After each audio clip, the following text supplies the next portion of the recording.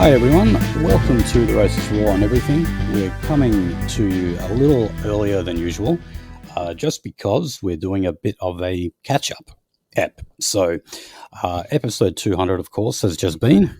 Thanks again to Joel Davis for turning that into a much more kind of conversational show. But the other thing about that, of course, is that we didn't get to cover everything. So we actually only got about halfway through. So today we're giving you a short little catch-up episode. And to help me do that is Kyber Mace. How's the wage cucking going? The wage cucking's all right. It's the transit that bogs me down. I was delayed returning home from the wonderful shithole that is Perth. I'm not actually sure what went wrong, but just the buses, like everything just ground to a screaming bloody halt. So, yeah, that's me. The traffic is getting heavier. I don't suppose it'd have anything to do with immigration, would it? But it's probably also to do with like the main part of MetroNet, the Armadale line, that's being done now. So we're putting a whole bunch of stations up on stilts. No doubt we'll have more to talk about on that in future episodes. Anyway, guys, where we left it last time was on Israel and Gaza, and where we're going to pick it up today is good old A news, Aboriginal news. So let's see what's been going on with our First Nations friends. So, talking about the the fallout or the post-mortem of the voice referendum, certainly is still a topic of conversation, I'd say. And Labor right now, although they are getting a bit desperate trying to do up their credentials regarding cost of living, because people are getting impatient with what they see as a complete lack of action by the government. But still, they are obsessing over Indigenous affairs that the average voter out there just does not seem to care about, or at least does not prioritise. So Linda Burney, the Indigenous Affairs Minister, is now looking for alternatives to a nationally, constitutionally enshrined voice to Parliament. And we've all heard of these alternative models. Peter Dutton, of course, was advocating a lot of them. For example, having more regional and local voices that are, say, run through local councils, that kind of thing. And you don't need a referendum or anything to get one of those. So, she did say that she's leaving the door open to pursuing local and regional voices as an alternative model. And the government said it's considering the way forward after 60% of the nation voted against. Well, yeah, I would have thought that after 60% votes against it, you'd even start to think twice about the alternative models, because it's such a thumping defeat that you've had that it's not in the prep, but I read that 2 councils in South Australia have actually scrapped the acknowledgement of country in their addresses. That's all right. Yeah. So this is actually showing that there is momentum there to not only just say no to these voices, these these regional voices, or no to truth telling and all this kind of stuff. There's actually enough momentum to push back on what we've already got. So if local councils are pushing back on acknowledgement of country or welcome to country, then think of what else we can do, because it's given people that confidence. They're like, hey, wait a minute, maybe actually, like, I'm not the only person out there who doesn't like these ceremonies, who thinks it's stupid that I have to be welcome to my own country, or that I always have to acknowledge these past, present, and emerging elders that we don't even really know who they are. So I just got to jump in. Some of these elders that are emerging, we don't even know who they are. We don't. Joke for the old heads. We really, really don't. I've been welcome to country 12 times since we last spoke. The doctors think it's incredibly tolerant. I tend to somewhat disagree. Yeah, yeah. Where's So, fucking Knowles? but like right after the referendum, remember Peter Dutton actually said he was going to have a second referendum if he were to become prime minister. Then all of a sudden he says, "Oh, I think people are sick of the referendum cycle." That was him Talk about basically saying, "Oh no, I break that promise. I won't do it." reading the room wrong and then having to backtrack like crazy. Like I think he was just sucking up to his usual paymasters, but that's something else. Well, I mean, it also says something about how like the right intentionally loses, or at least doesn't win as big as what they could, because surely the numbers show that Peter Dutton should have gone so much harder in with the no vote. He should have said, no, we oppose any form of it, not just a constitutionally enshrined one. And we certainly don't support a second referendum. Yet he didn't shy away from that kind of stuff. He actually encouraged Albanese to ditch the referendum in place of a legislated voice that the Liberal Party would pass through the lower house. So talk about taking a middle ground point of view with all of this, where he should have actually just gone in hard, and the results speak to that. So it's going to be interesting to see his response to that, considering the fact that he did actually say that these local and regional voices would be something that the coalition would support. Now he's sort of in an awkward position where he'd have to contradict his previous record in opposing this. But yeah, let's wait and see. I'm kind of the view that people are so sick of this shit, and because of the fact that we're pushing back on Welcome to Country and all that kind of stuff, Peter Dutton might actually say, well, no, we just oppose this outright now. We're sick of all of this stuff. Okay. So we have had an official apology by Roger Cook, who is our Premier here in WA. This is to unpaid Aboriginal pastoral workers. This is something that dates back decades. So it's said that this particular period of time is from 1936 to 1972. The government has previously agreed, like settled out of court basically, to pay $180 million in compensation and legal costs to the eligible Aboriginal workers or their spouses and children, their descendants, some of whom we don't even know who they are. But we got an apology as well. So this is one of those rare occasions where the compensation, the cash, actually comes first and the apology comes later. So it made sense that if they're going to pay for it, they might as well throw the apology on top of it as well. But like, as Knowlesy pointed out here, doing unpaid pastoral work was not a terribly uncommon thing back then, like from the 30s to the 70s. It's not as if though you weren't given anything. Okay, you were given accommodation, you were given food, you were given tobacco and other consumption goods, that kind of thing. But most importantly, it didn't just apply to Aboriginal workers; it applied to everyone. Okay, this you could argue was a form of like slavery, of like light slavery, you could say, which continues to this very, very day, as we always point out with cheap labour that dodgy migration agents get over here. But it just amazes me that the whole framing of this issue is completely about Aboriginal exploitation, even though it was simply just pastoral workers, people who worked on the farm. That's all it was. I would argue that it probably did disproportionately affect Aboriginal people because they're more likely to live in regional areas. But that's really about it. And dare I say that many of the people who were working on these farms actually liked the situation they were in. They had no problem with it. They didn't feel exploited. They certainly didn't feel like slaves. But there you go. there's another 180 million for you.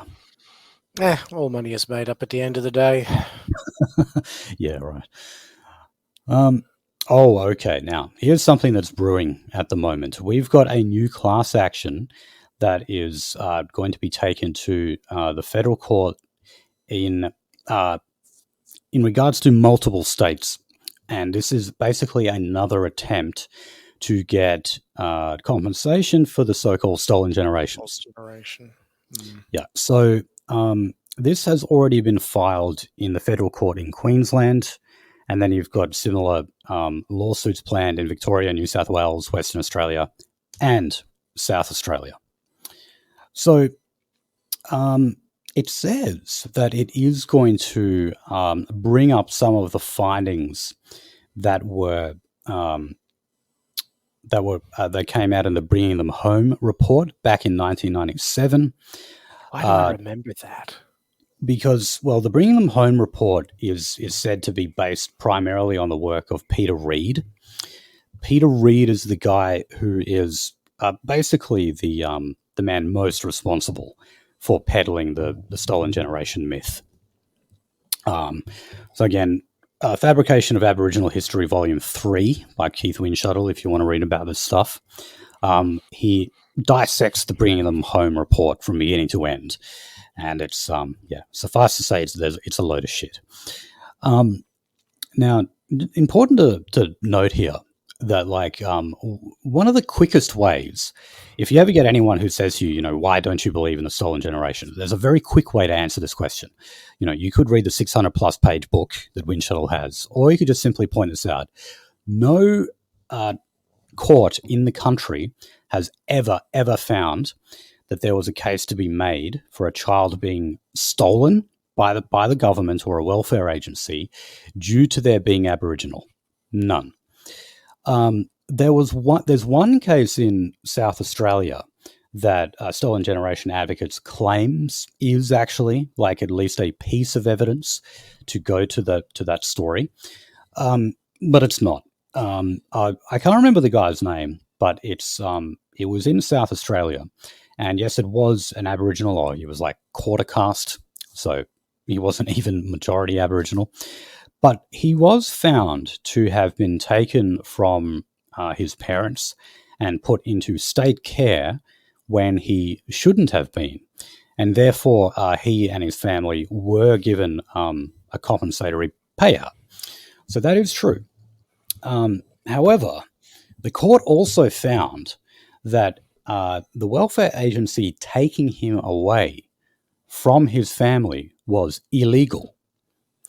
Now, if it was illegal, remember this, the Stolen Generations rests on the idea that this was a government and bureaucratic conspiracy and policy to eliminate Aboriginality by taking part Aboriginal children and adopting them into white families.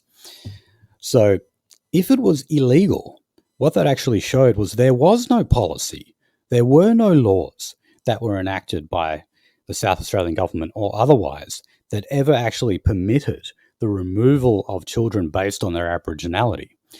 So, okay, this court case did find that this child was unfairly and wrongly stolen from his family. That's absolutely true. But it did not find that it was done on the basis of his Aboriginality, and it certainly did not find that he was taken as part of a systemic program of Aboriginal removal by the state government or otherwise. So what we have here is another desperate attempt to actually try and vindicate the Stolen Generations idea through the law courts of Australia. And look, even though trying to legislate a false history at this point. Yeah, you're trying to get the court to find a precedent that actually supports it. And, this has been a thorn in the side of Stolen Generation advocates for decades now, is that we keep saying, okay, show us the court case where you can actually prove this, and they've never done it. So they're trying again. Now, look, that doesn't mean they won't succeed here. All right. I mean, we just saw what happened with the federal court, with their actions resulting in over 140 detainees suddenly let loose, some of whom were pedophiles and murderers. So we can't be completely confident that the federal court in this case will actually follow previous decisions and say, no, there was no active program. But, the more and more our institutions are infiltrated, the less and less confident I am of having a satisfactory outcome, unfortunately. So, yeah. But, when you read this, like the what they pointed out in the case filings, is that they point out that, what is it, a rate of 4.7 per 1,000 non-Indigenous children are in state care compared to 58 out of 1,000 Indigenous children. Sure, I don't doubt that for a second, but that's because they're brought up in abuse and neglect. Plain and simple. Mm. It's nothing to do with their Aboriginality. So, and this, by the way, is actually looking at state care over the past 2 decades. Now, so what they're saying here is that this is sort of like a neo-stolen generations, because the stolen generations is said only to have been enacted up until the 1980s, early 80s. So, here they are not only trying to, vindicate this old myth, but they're trying to tell you that it lasted longer than it did. I mean, they're just making shit up at this point in the hopes that some of it will stick. I mean, frankly, it's projection when they claim that there's misinformation and disinformation out there when, what is this if not exactly those things? Yeah, exactly. Okay. So last bit of news we have on our First Nations friends is that we have a bit of data in terms of how voters were thinking in the lead up to the Indigenous Voice referendum. So I'll read out the key findings here. More than 40% of Australians who said they would have voted yes to the referendum ended up voting no, with more than 66% of no voters indicating they opposed the voice because they viewed it as divisive. Now that's interesting. Yeah, like I could just jump in for a second. The way I pass that out is this is in some way the Jew programming on we're all equal backfiring on the Jews, because you've got all these dumbass swipples and liberals out there, leftists, who are so taken in by the we're all equal. Any attempt to give special privileges sort of triggers that no, we're all equal. We don't need to do anything. Like, we're all so perfectly equal. We can't have anything that unequalizes us. Now, of course, that means they haven't fully taken the programming of, yes, comrade, we're all equal, but some are more equal than others. So to me, that's quite funny, that because I think that would be the best explanation for that of, you're in favor of these things unless it's going to be more divisive. That's I get your point. Like, to me, why that strikes me as interesting is because I didn't honestly think that was a reason that passed through many people's heads. It was, of course, the primary opposing point that someone like Jacinta Price and Warren Mundine would use in a speech opposing the voice. Because they say that it separates us on the basis of race. It categorizes us and puts us in different groups and all that kind of thing. And that was the definitely like the typical conservative talking point throughout the referendum cycle. I was much more of the view that people would, sort of look at the referendum in a way that Noel Pearson was fearing they would look at it. And it was more like a vote on the popularity of Aboriginal people. And that's always a losing proposition. Right. Well, that's what he said. He said, if this is a popularity contest on Indigenous Australians, then it's bound to fail. I thought, yeah. But look, how can it not be the case? Would be what I would ask of these people, to say, how do you not have that as a factor where you're voting to give a group special privileges? The first thing that any rational or even irrational people, I think, would think like this, where you go, am I going to support the idea of giving more resources to another group, the natural question is, what is my standing and opinion towards that group? That's basic human interaction at play here. Yeah, and I mean, well, look, I'm also not just saying that to be edgy or something, because like Nolsey and I kept pointing out, when we started to see support for the yes vote nosedive, was almost at the exact same time that the Alice Springs riots were breaking out. I was People were just about to seeing, bring that up. Yeah. yeah, like there's this huge surge in Aboriginal crime, and then you started seeing the stuff here in WA with the TikTok crime videos they were putting out.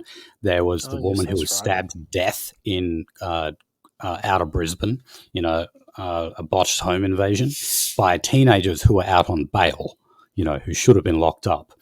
That was the point of time where we started to notice the yes vote just deteriorate. So I'm also just wondering, do people maybe just as a substitute for that? What I mean is like the fact that they just don't really like Aboriginal people, that when they're polled, there's that sort of, the shy Tory effect, in that they don't really give the real answer. They don't give the honest answer. They just say, oh, yeah, I just thought it was divisive. I've heard Jacinta Price say that. Yep, that's the answer I'll give. Yeah, that's going to be a real stumbling block. I mean, it has been for a long time in many regards. The fact that people understand they need to lie to pollsters means that all of these pre-polling things are forever going to be inaccurate, and in some cases slanted massively in ways that just cannot be seen till after the fact. I mean, say what you will about Trump at this point, but one of the reasons why that was a memorable occasion for many of us at the time was the fact that he fucking thumped it home, because so many people understood when you metaphorically close the booth. And I think it was the Michael Moore quote, which we covered several times by now. But the whole idea is that when you close the curtain, you are free to vote in line with your own conscience, and so on and so forth. And again, that's exactly what we saw with this, where people go, you know what, I've had an absolute fucking gutful of this Abo voice stuff, I'm voting no. Although in certain cases, I think, as we covered at the time, the fact that people in WA were queuing up to vote when the no vote had basically won was that was a bit surreal, to say the very least. Right. Okay, so I'll just go through the a couple of other points that this survey found. So it found that voters aged 18 to 24 were more than double as likely to have voted yes than those aged above 75. No surprise there. Women were 7 percentage points more likely to vote yes compared to men. Again, yeah, not really much surprise there. No, Okay, not now this here's the other point that I found much more interesting. Basically, because this was not entirely unsurprising. So the fall in voice support was most drastic for those who spoke a language other than English at home, with yes voters amongst this cohort nosediving from nearly 74% to just under 40% during the course of the campaign. So in other words, immigrants, their likelihood to vote yes actually about halved during the 6 months or so of the referendum cycle. So they were, it seems to me, like, if you were to identify a swing group, a swing demographic in this referendum, it was them. It was foreigners, people who don't speak English, and that that basically means non-whites. I wouldn't have So expected that, because the thesis that I heard you and several other people sort of making was that the non-whites and non-Europeans would be more likely to vote yes on the basis that their greedy little eyes viewed this as an opportunity of, well, if the Abos get special privileges, I should be next. So I'd be interested to sort of yeah, break that down on a per race basis to see. And again, I'd definitely. love to find out why that is the case, because I certainly would not have predicted such a drastic drop like that. Because 74 to 40%, that's substantive. Yeah, that's huge. And over a relatively small a short period of time as well. But yeah, no, I would definitely love to see them break that down by race. And the reason why is because going back to my original theory about it being about popularity of Aboriginal people, there are certain groups who, might be indifferent to them, and there's some groups that just despise them. And I've just found, this is completely anecdotal, but I've worked with a lot of Northeast Asians, and they don't say nice things about Aboriginal people. They really don't. Right. And they're less afraid than we are to express that. So, and I think one of the reasons for that is because, Asians love owning delis and news agencies and, small businesses like that, where they constantly have to put up with like shoplifting and vandalism, destruction of property, unruly customers, and that kind of thing. And they're almost always Aboriginal. In Perth, they are anyway. So, yeah, I would have loved to have seen that broken down. Yeah, it's the only advantage is that I suppose the Aboriginals don't discriminate who they choose to drunkenly harass at all hours of the day on public transport and other publicly accessible places. So everyone gets a sample. Right. Yeah, and so that's what led me. Like, I was always just kind of like peddling two theories, and I wasn't sure which one to go with. Which was one, non-whites will support this simply because it's an anti-white program. But on the flip side, it's like, okay, but then they have to elevate this particular non-white group that they're probably not that fond of. It could have backfired in that regard, where they're going. They could be rationalizing as, why should I privilege them when my group should be privileged first? So it could just be selfish brownoid behavior with no extra explanation required, is what I'm getting at. Right. And they probably just think, well, okay, I'm not going to benefit from this. Aboriginal people will, but I won't. So, yeah. Okay. So we're moving on to crime news, but we're still very much on Aboriginal news as well. It's kind of the same topic, really. Yeah, well, that's why I always put A news and crime news right next to each other in my prep all the time. It's a perfect segue. So we've just had some new laws come into effect in the Northern Territory, specifically in Darwin, and this is to do with a takeaway liquor, the bottle shops, or the off-license as the POMs call it. During the week, they're now not allowed to open any earlier than 12 p.m. It used to be that they were allowed to open at 10 a.m., so now that's been bumped up. Unsurprisingly, this is to do with the increase in alcohol-related crime and violence that has been a problem for at least a year in the Northern Territory now. And alongside those changes is also that security guards who work at the bottle shops, they are now permitted to wield capsicum spray. So, they look more and more like police officers and gain police officer powers all the time.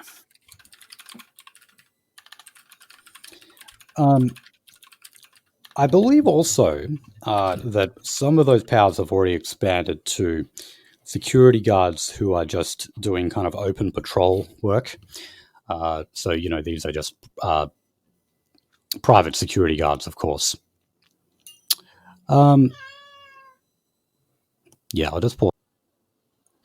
So, security guards generally, so not just in the bottle shops, but generally are kind of, I guess they're sort of obtaining the powers of transit guards, not like just a normal shop security guard who basically just tells you to leave if you're being unruly or something. We're talking about people who can actually restrain you, put cuffs on you, spray you, hit you with a baton if need be. And we know that they have rolled out many, many more private security guards in not just Darwin, but all over the Northern Territory. Why is that? Because somehow they have trouble attracting people to the police force in the Northern Territory. I think the police forces globally are struggling to retain staff, let alone recruit, as a direct consequence of all the faggotry that went on in 2020. So you know what? You get what you fucking deserve. I have no sympathy for the police at this point. Oh, look, that's definitely true. But in the Northern Territory, it's a particular problem. And I don't think there was any incident that had more of an effect on that than what they did to Zachary Rolfe. And, you know, Zachary Rolfe is actually the type of officer that me and you would say, hey, you know, like, I don't mind this guy. He may not be our guy, but he's a cop who's simply out there doing his job and doing it well. And of course, he doesn't work for the Northern Territory Police anymore. He was shafted. And that's part of the reason why the cops that you're left with, the ones that we're more likely to slag off, are there, because that's how the system works. You've got all these perverse incentives built within it to get rid of the good cops and attract the bad ones. But you're also left in a situation where you're just not attracting anyone, you know, and the Northern Territory is where that is happening the most. So, yeah, like they've got to make the piglets, the security guards, they've got to get them to carry more of the load. I heard that one before. That's good. Haven't you? I heard that many years ago. No, that's, I'll remember that. Piglets, the wannabe police. A lot of them are wannabe police. That's kind of the sad thing. Okay.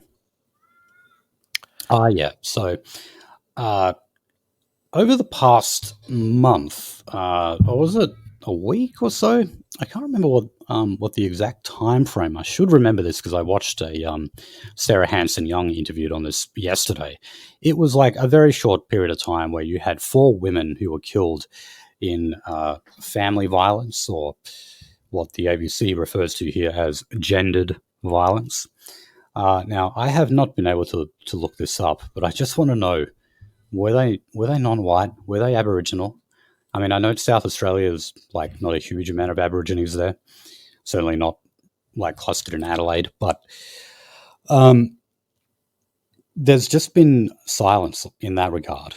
And what they're doing now is calling for a royal commission into gendered violence in South Australia. So Peter Malinauskas he said that he is willing to contemplate it, which certainly means he's not ruling it out.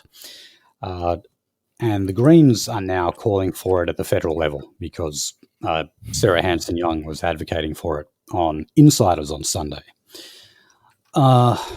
Look, my usual take on royal commissions is that they're a big fucking waste of money, and usually will tell you things that won't help, or tell you things that you just already know.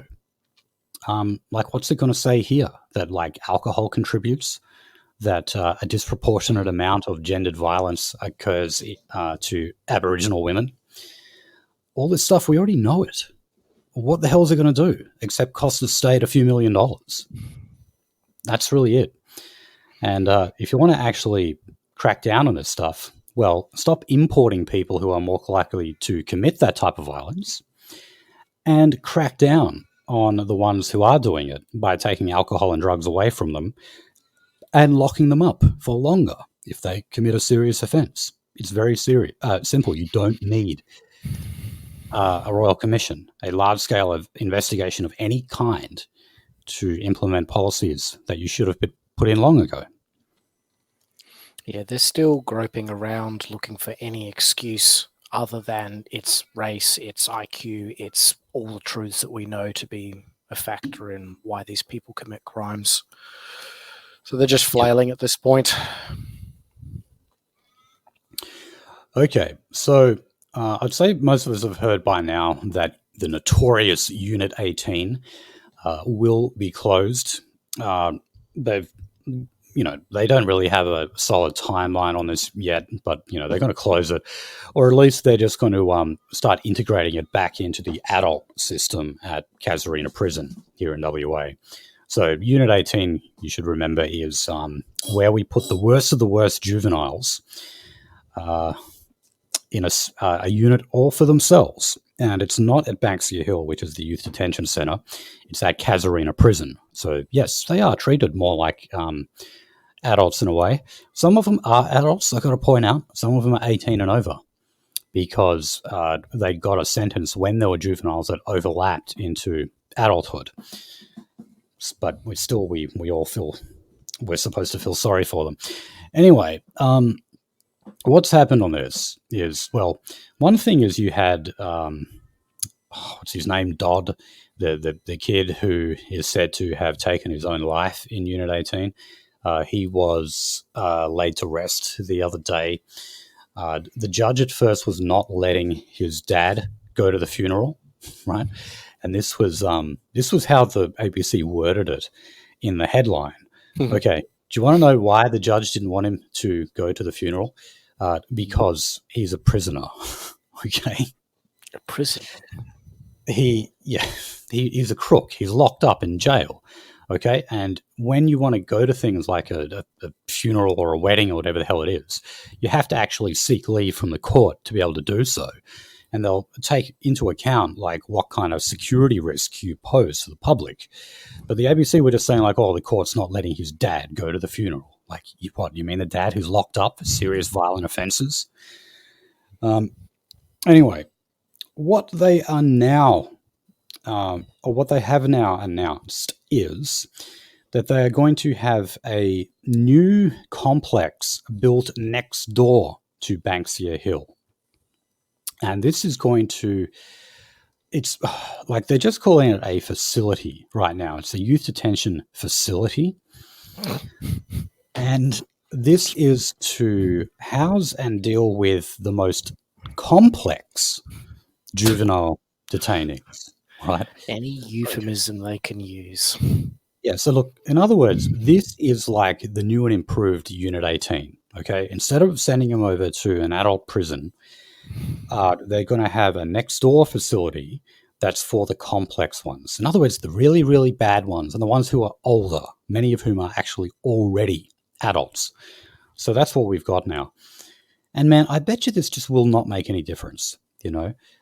Because of the continuous demonization of the ABC on Unit 18 and Banksia Hill, the government in WA is they're just being reactionaries. They have to constantly go into damage control mode in trying to contain these little spot fires that the ABC keep setting alight for them. I just don't see how it's going to change anything. You could just prevent all of this by bringing back corporal punishment, because that's the way a lot of these kids would actually respond. They don't think about long-term consequences a lot of the time. So if you just give them a good whack in the here and now, in public, in front of people, and, humiliate them at the same time, well, that actually goes a long way to deterring them. But, I'll get accused of promoting a torture chamber as well. No, I'd just say that I'm a fan of public, corporal, and even capital punishment. Oh, absolutely. I mean, it works. That's the one part that shit libs find the most humiliating, is that this stuff works. Like when you execute serious criminals and use corporal punishment for other lesser crimes, it has a positive effect. Yeah, Michel Foucault, hardly a man of the hard right. You've read Foucault too, have you? I haven't actually read him, but I might have a little bit of uni. But he said, corporal punishment in public actually goes a long way. Okay, turning to the issue of drugs and vaping. So the government has announced a timetable for sort of pushing back on vapes, still not actually outlawing it entirely. But anyway, what it's going to do, this is starting on the 1st of January, this will be a ban on the importation of disposable single-use vapes. There will then be a new process for doctors and nurses to prescribe vapes, which the government says will improve access to therapeutic vapes. So what this is like the non-fruit flavored ones, or non-flavored ones, that are supposed to be used as a way of transitioning from smoking to non-smoking. Kind of like when a heroin junkie does methadone or whatever it might be. So these are the therapeutic vapes that don't have like the you can't get them in watermelon flavor and all that kind of thing.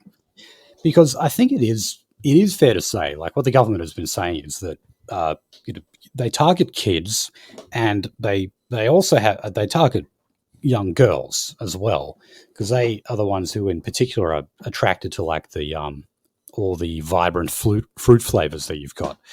Very similar to with vodka cruisers and that kind of thing.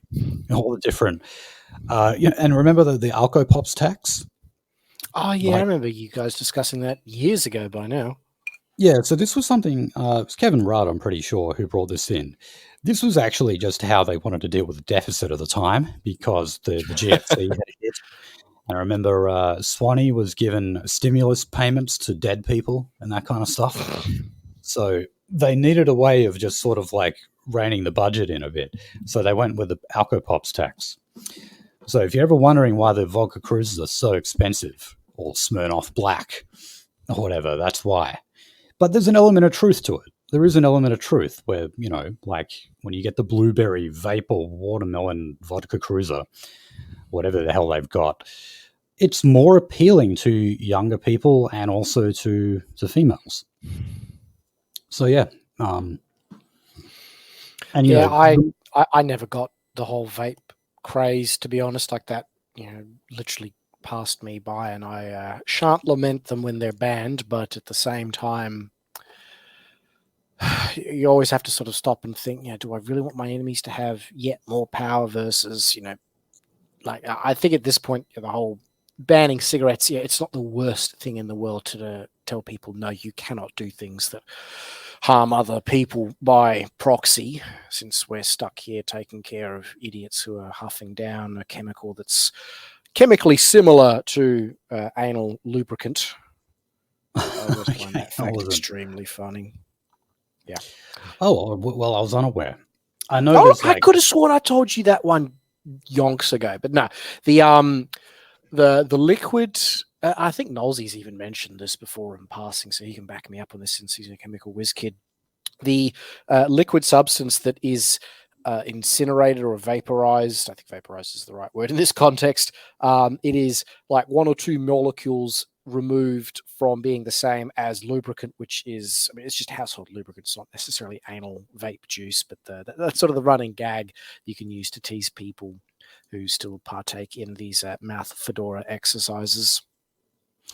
I guess so, yeah. But then I've also heard that you can make instant coffee sound very unappealing as well by pointing out all the various chemicals that has in it. So I don't know. But no, I agree that phasing this out is a good thing. It has been sort of a craze. Man, even the TRS guys were into it. Do you remember that? Yeah, that's true. I do remember when vaping was something the TRS team did for a while. It's interesting to note how they talk about, we were amongst the first to stop doing vaping, as if that's... I know this is not me being anti-TRS by any means, but it's a weird hill to sort of, brag about. It's sort of like, it's not particularly relevant, I suppose, to the grand scheme of things. But yeah, it was just a passing fad, and the sooner it gets sent to the dustbin of history, the better off we'll be, I reckon. Yeah, I reckon. Okay, now, I don't know about this one. So, authorized psychiatrists will be able to prescribe MDMA for PTSD and psilocybin, which is magic mushrooms, for treatment-resistant depression. Okay, so this was a decision made by the regulatory board. So it's not like a law that has passed or anything like that. I'm sure we're aware of these, advocates, anyone who's seen bloody... I was watching a clip with Joe Rogan today with Mike Tyson, and I couldn't believe it. It was supposed to be about fat shaming. And then halfway through it, Joe Rogan starts talking about DMT. I was like, really? How did he work that in here? That's Joe Rogan. He does that with every show, man. You're behind the 8 ball on that one. Right. I don't know, but that's what I mean. So that's sort of like saying, like anyone who's familiar with Joe Rogan's show will know about how he always pushes the supposed therapeutic properties of various psychoactive drugs. So the ones in question here, magic mushrooms and ecstasy, MDMA. So look, I have to point this out. I probably have done this before. This is an extremely Jewish industry. Okay, Mm, it's yeah. been pointed out before that medicinal marijuana has a hell of a lot of echo behind it. Well, medicinal MDMA, medicinal LSD, medicinal psilocybin, etc., is also very, very echoey, hugely. You look at like even the early advocates of LSD, James Fadiman, for example, who's a psychologist, he's Jewish. The guy who wrote that book, I think it's called How to Change Your Mind, Michael Pollan, Jewish. Uh, Another guy whose name escapes me, but he's got this TED talk where he's talking about this very thing. And there's multiple other TED talks about this topic as well, Jewish as well. And, they all kind of like hide behind nuggets of truth in that, yes, there are some studies here and there that, said mushrooms had this positive effect and, this one had this positive effect or whatever. You just have to ask yourself, though, is when people are reporting that good things have happened to them, that their depression was alleviated or their PTSD improved or something like that, is this just a short-term thing because of the fact that, people who are fucked up like to get fucked up? And I that's why would, they get fucked up, is to take their mind off the pain? yeah, definitely. I think what you're saying there is absolutely true. I'd like to bring in some commentary that I've seen Mr. Borzoi Boskovitz of TRS fame talk about, where he's noticed a trend by various liberal elites to discuss the idea of using therapeutic MDMA and other hallucinogens for treating PTSD. And the thing that caught his attention, that certainly raised my eyebrow, was the idea that this was a prototype trial to use mind-altering drugs to alter the minds of right-wing people to get them to be, quote, Right. less racist. And I think Yeah. what we're seeing here is the Australian angle of that, because this is one of those, you get the camel's nose under the tent by saying, well, we're treating PTSD. Who could possibly disagree with that? Once they've got the precedent of, we now have medicinal MDMA, we can use that to treat other depression, other mental health problems. So it's building the momentum. So you don't request the thing you really want. You use incrementalism to sneak your way forward to that goal. And I think that's very important, because the Jews would love nothing more, since they do control the supply of this industry, to not only turn a profit, but also drug you and me up to no longer be white nationalists. And that's the lens through which I view a lot of these things. Now, I Oh, yeah. will add Yeah, one go on. final thing is, I will say, on a nuanced level, in principle, I don't mind this idea. I just disagree with who is doing the drugging and the doping here. In the ethno state, yeah, sure, if there's a way for controlled, small, like we're talking very small amounts of these chemicals, because you don't need a lot to sort of mellow somebody out. And I reckon that's probably the most benefit you're going to get, versus, more isn't going to necessarily give you a stronger effect. And I would like to see, in principle, veterans and other people who suffer from mental health disorders be treated. So it's not about me being a callous prick saying, no, I don't want this treatment. I disagree with who's doing the doping here. So yeah, sure. In this world here and today, I would vote no on any such measures. But in a white ethno state, we can have more research into this topic using these mechanisms and chemicals. Yeah, so I mean that's why, like I started off saying that they hide behind nuggets of truth, because there is actually stuff there in the data that say yes, there are properties there that can help in this instance and in this instance, but we shouldn't accept like a kind of a blanket approach. I mean, for one thing, like all you have to do is look at the different effect that alcohol has on people. Some people, it makes them funny. Other people, it makes them angry. Other people get violent. Other people start to tell the truth a bit too much, that kind of stuff. Like every substance affects people differently. And yeah, It's also, though, a Trojan horse for recreational use. And if you think differently, well, just look at America. Okay, once the governor legalized medicinal marijuana, it so quickly just turned into legal recreational marijuana, and we could be going down that path as well. But no, I definitely get your point about sort of like trying to change the minds of right wingers, sort of like altering their neurochemistry to make their beliefs more in line with what Zog wants. And one of the important things to note there is that uh, the treatment of MDMA for PTSD, well, we get a hell of a lot of our guys from the military. There's a hell of a lot of veterans who end up becoming white nationalists. And I mean, very good reason, because they were cannon fodder for Zog, and they see that they were used as tools in that way for that corrupt system. And so naturally, they then want to turn against that system and fight against it. So if you can get guys like that high, get them fucked up, well, yeah, maybe they'll just start caring about that, just getting wasted all the time, instead of actually opposing the system. All right. So, last story on the drugs was Jeremy Buckingham. Now, he's not exactly a household name. Let me just quickly remind people who this guy is. Currently, he is sitting in the upper house for the legalized cannabis party, but he's a former member of the Greens, and he used to sit in the upper house for the Greens. He had to step down, and he was ousted from the party because there were actually very credible sexual assault allegations against him. He was getting drunk at parties and groping party staffers and stuff, right?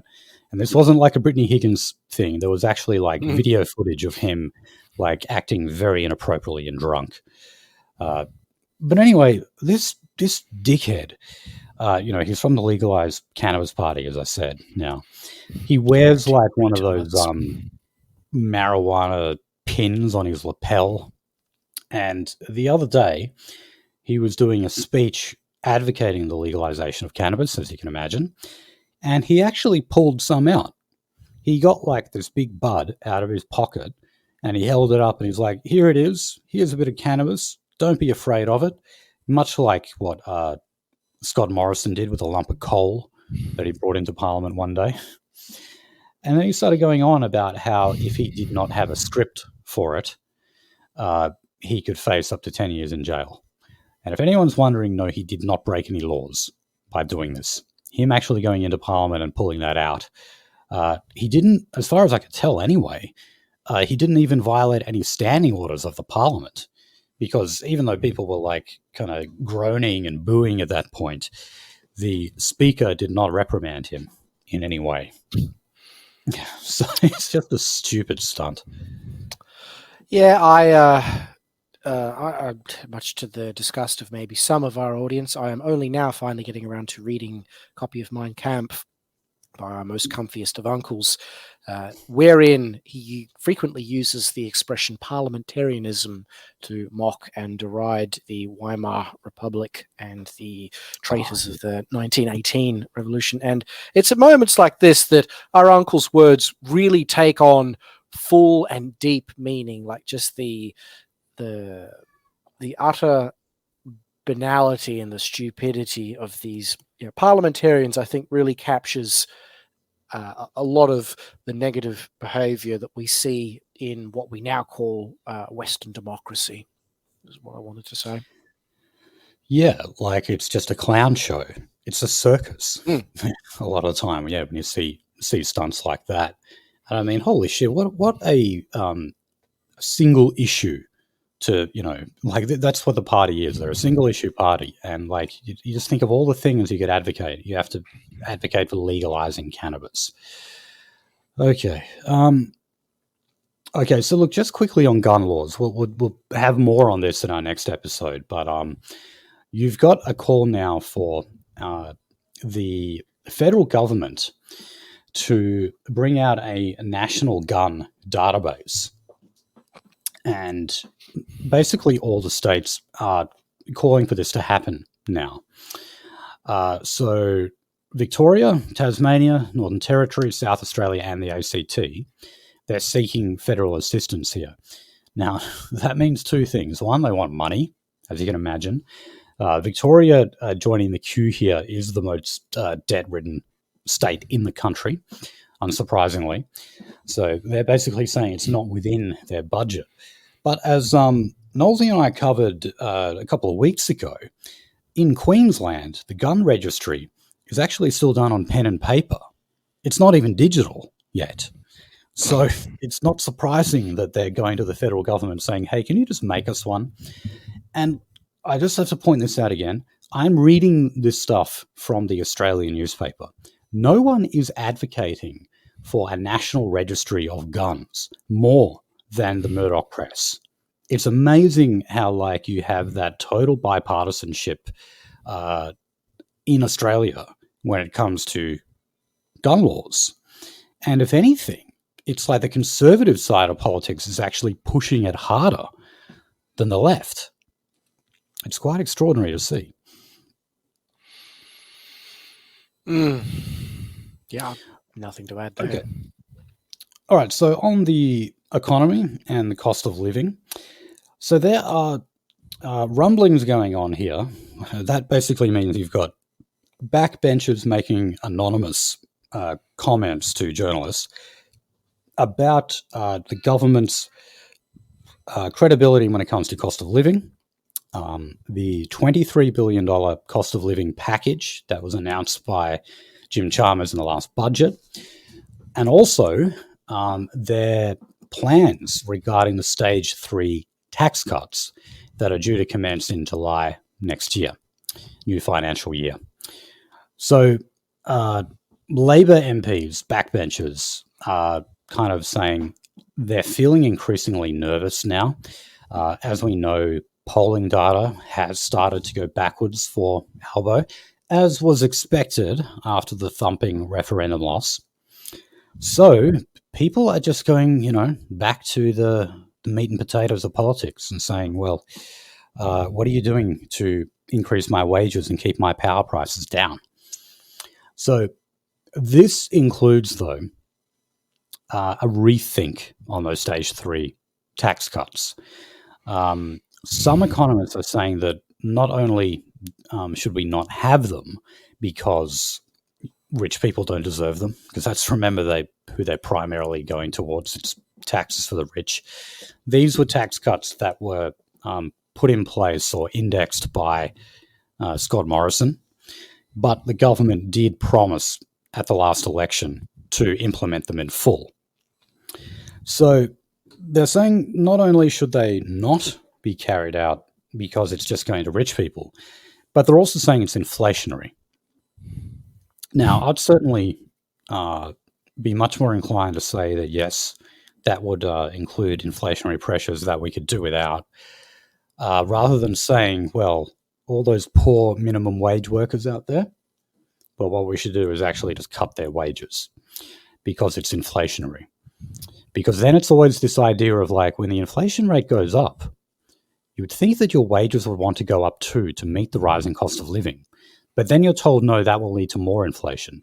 So every time there is inflation, you have to actually keep your prices down, so keep your wages down, which means you always have an ever-growing gap between your wages and the inflation rate. But anyway, we'll wait and see what happens with that. We've still got another few months, obviously, until those tax cuts are due to come into place. But certainly in terms of power prices and everything, that's just going to continue to go up. Grocery bills, petrol, everything. And yeah, it really could be a case where Albo is only the second prime minister ever to be voted out after one term. Okay. I thought we had more. Not that I want to dwell on that particular topic, but... the economy. No, just the second Prime Minister being voted out. I mean, that happened to Kevin Rudd. No, see, he was taken out by Julia Gillard. He wasn't voted out. Oh, is that different? Okay, I'll have to Yeah, read yeah. you I mean, finer points of that. yeah. I think it was Joseph Lyons of the back in the 30s or so. I'll have to look into this again. Pressing Okay, forward. yeah. Industrial And it wasn't Gough Whitlam either. A relations. lot of people think that. Gough Whitlam did win 2 elections, even though he was only around for 3 years. Yep. Okay, so on to IR. And so there's, what was this? Okay, so a report came out from the agency McCrindle. I've never heard of them. But it's saying that 53% of Australian workers felt that when they work from home, they ran up expenses that would have been covered by their employer had they been working in the workplace. Agree. So And you reckon? as Yeah. you're So about to look, read in the next sentence there, yeah, that's exactly where my mind went to with that. But do go yeah. on. So the key examples that they made here were things such as tea and coffee, electricity, printing, copying, other consumables. You know, obviously you'd want to put internet access in there as well. Yeah, that was the other one I noticed wasn't on that list, because when you think about it, every one of those video calls, you're streaming video services. I mean, sure, at least at this day and age, everyone sort of has close to an unlimited plan, but it's the principle that matters here as far as I'm concerned. Yeah, and people just are like very reluctant, I guess, to bring that up with management. Hey, I paid this, this, and this. They'll bring it up on the tax return, of course. We all do that. But yeah, they're more reluctant to bring it up with management. Now, what's his Well, name? if I could just hop in Yeah, with not so much, I I've never had that particular whinge, but if I was going to do it, it would be something along the lines of I wouldn't want to bring this up with my manager because then they might rescind my working from home privileges. And let's face it, when you're working from home, you can get a little something else done at the same time. Like you check your emails, you do whatever it is you happen to be doing. Mine happens to be IT system administration. So, sometimes I can kick off a long running operation and abscond somewhere else for some personal need. And you just know that if you whinge and bitch about I don't work from home too often, but I do sort of stand in solidarity with everyone who does want to work from home because it's a sweet gig at the end of the day. If you can do that, you're living large in this day and age in relative terms. I will say this.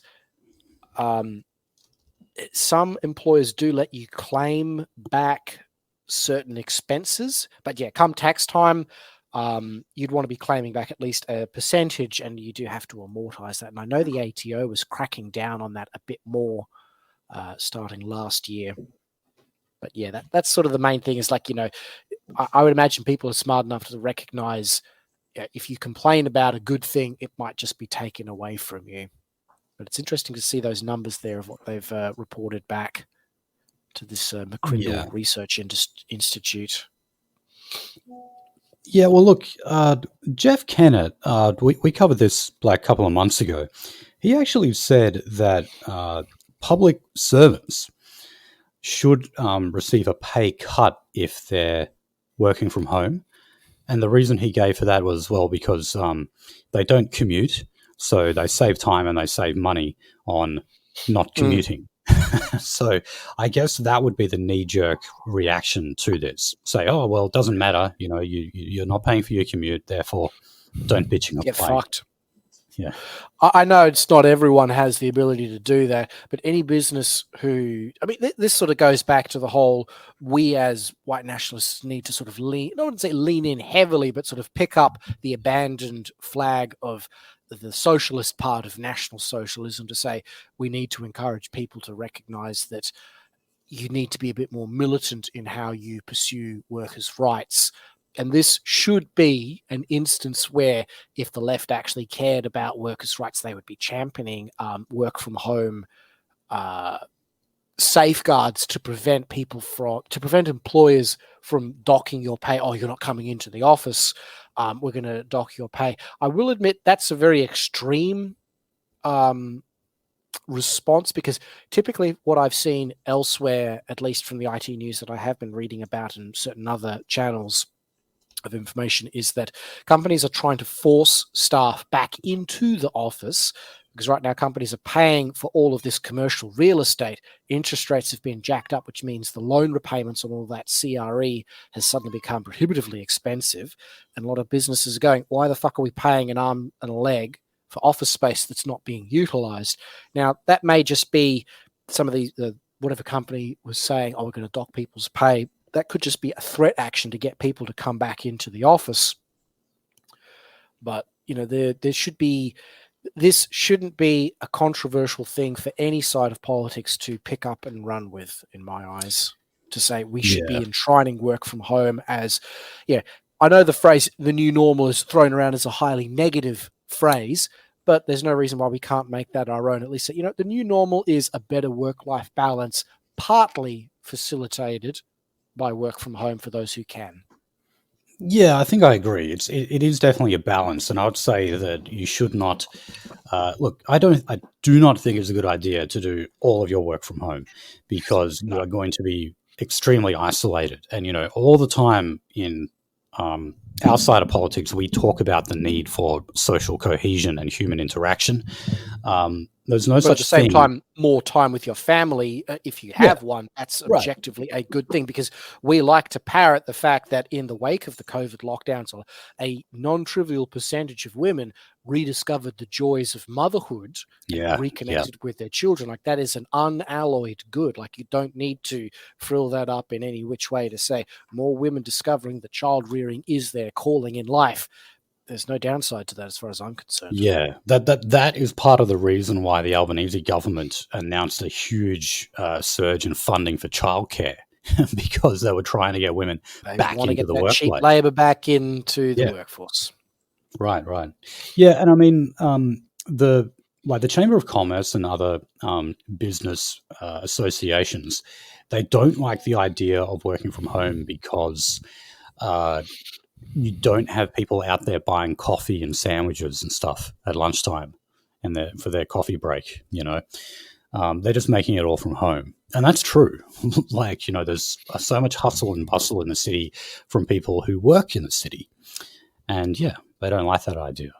But I say utilize work from home if it does actually help your work life balance, because it frees you up. If you don't have to commute, there's more time for you to spend with your family, which is good.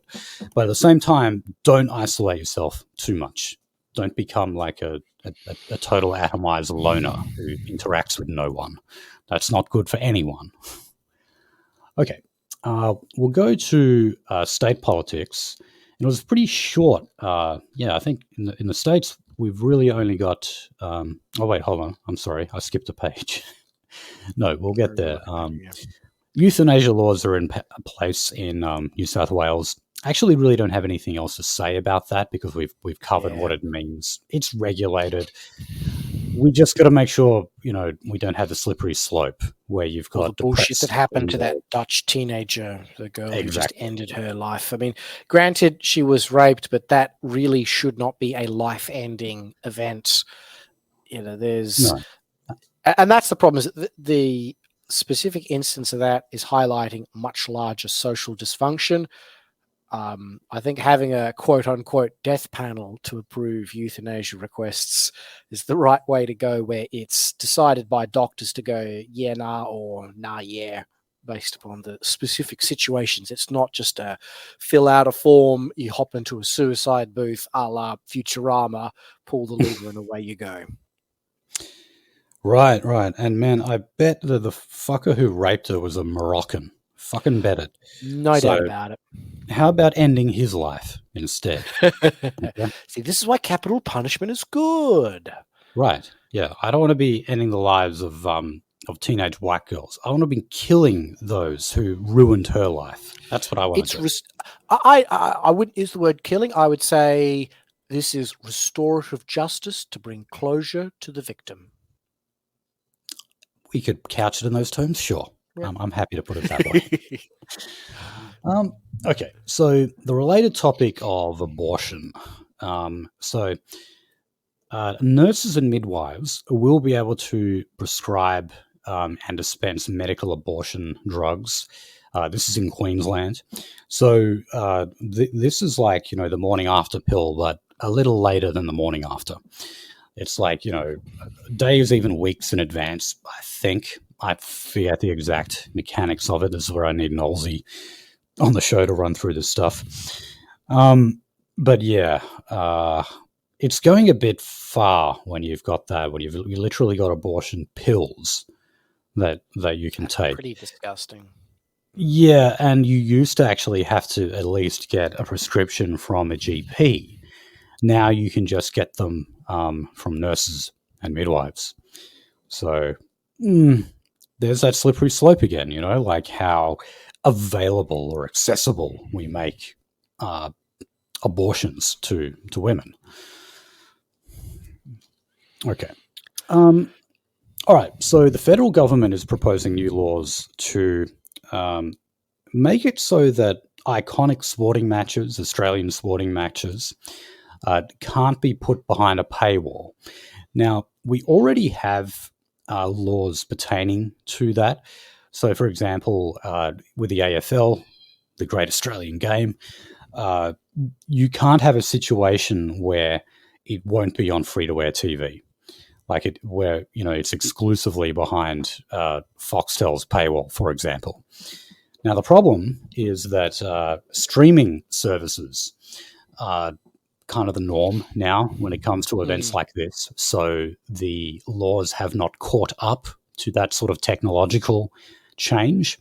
So they're now trying to make it that, say again, using the AFL as an example, you could not end up in a stage where you don't have any footy on TV and the only way you can get it is through paying for a live stream.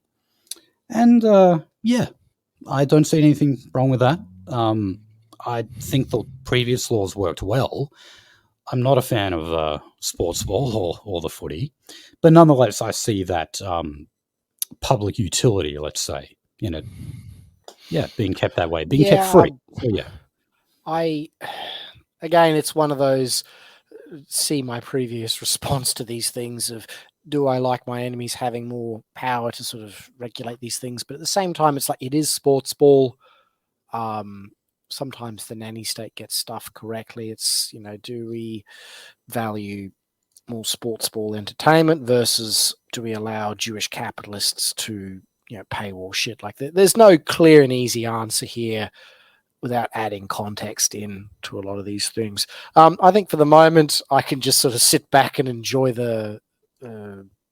enjoy that happening without necessarily watching any of the sports ball stuff. I'd need to remember or be reminded of, what was it that Kerry Packer did with Wide World of Sports back in the 90s, where he was part of that milieu that brought cricket into the Australian mass media arena, because there was some Channel 9 3-part documentary that covered that, if I'm not mistaken. I'm just trying to remember what the precedent was with all of that, where that was actually an instance of a private corporation bringing sports to the masses, and no one seemed to mind about that. But it's a hard one to thread the needle on, is all I can really blather about. Right. Okay, so now we will move to the States, and nasty story here.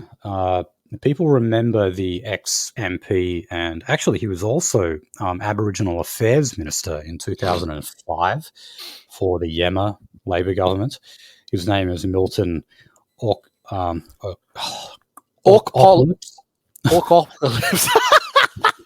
City of Orcs. Greeks confirmed for non-white. Orkapolis. Or Orkapolis, as in like an orc apocalypse.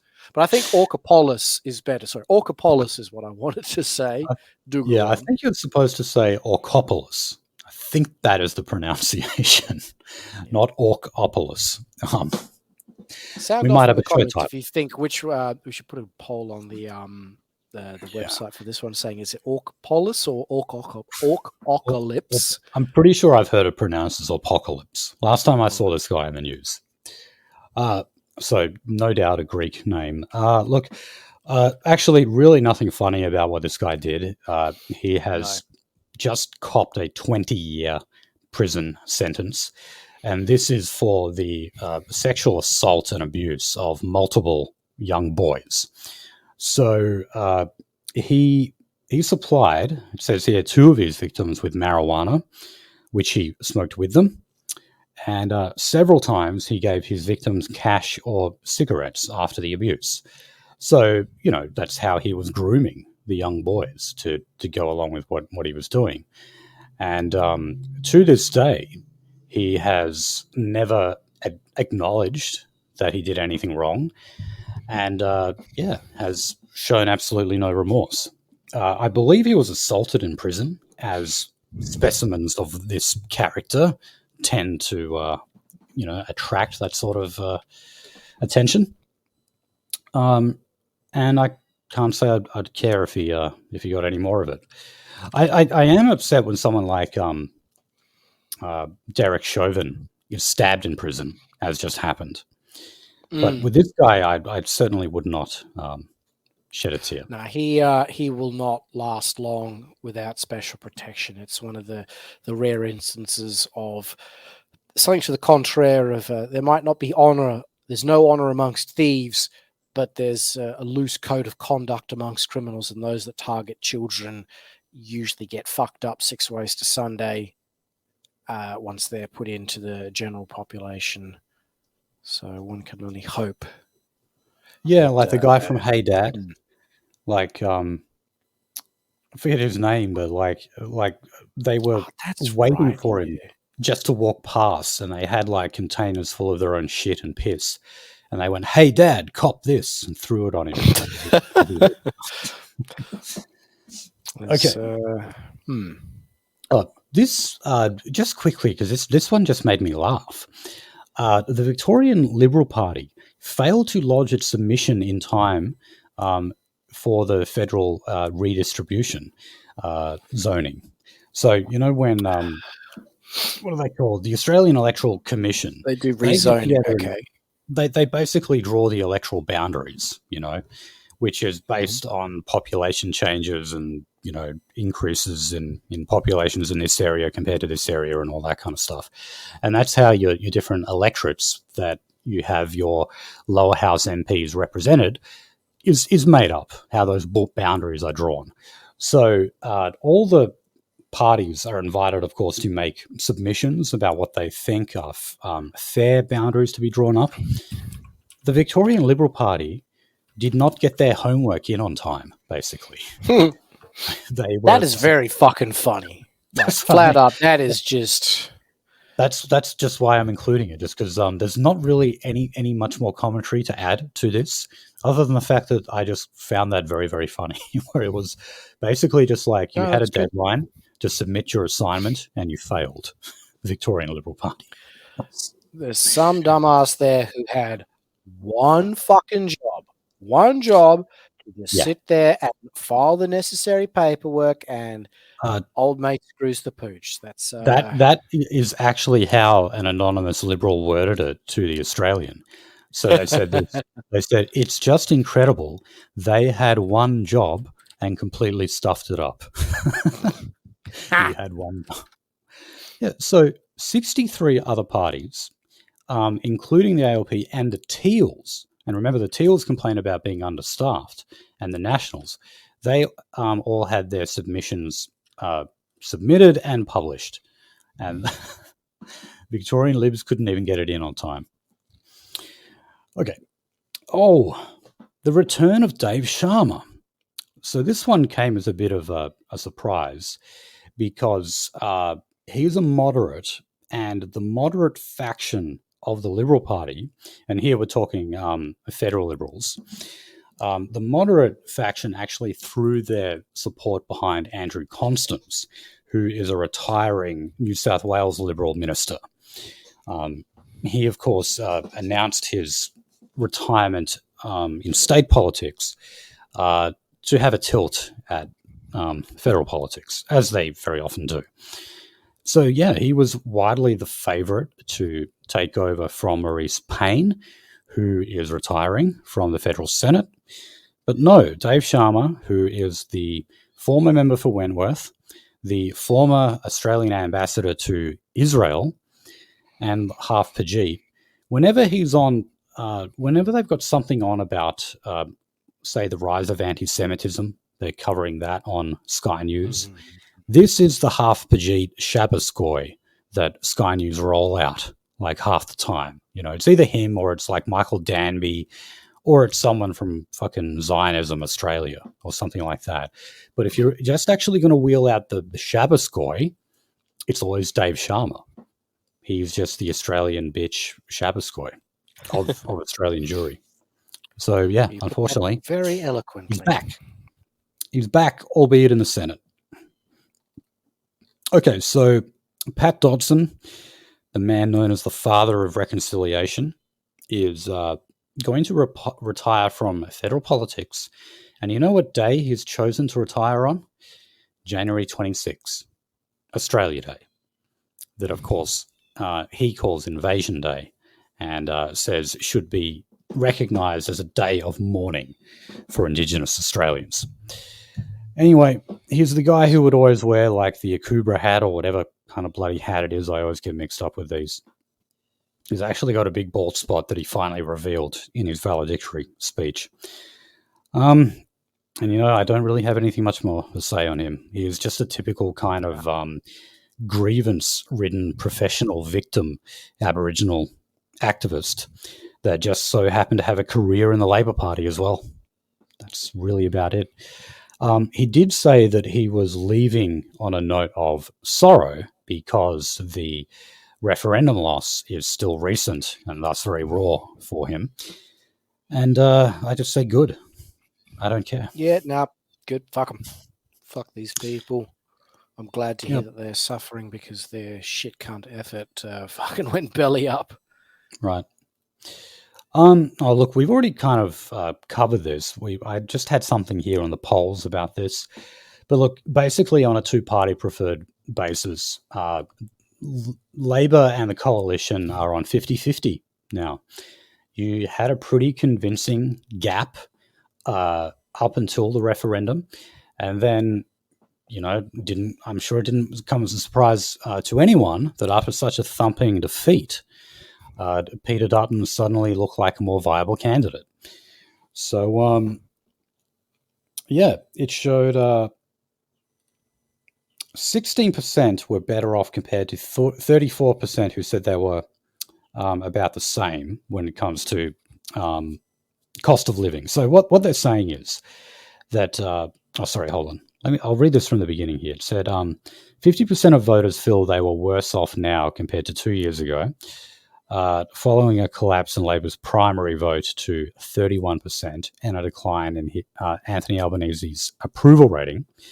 The survey conducted between the 20th of November and the 24th of November showed 16% were better off compared to 34% who said they were about the same.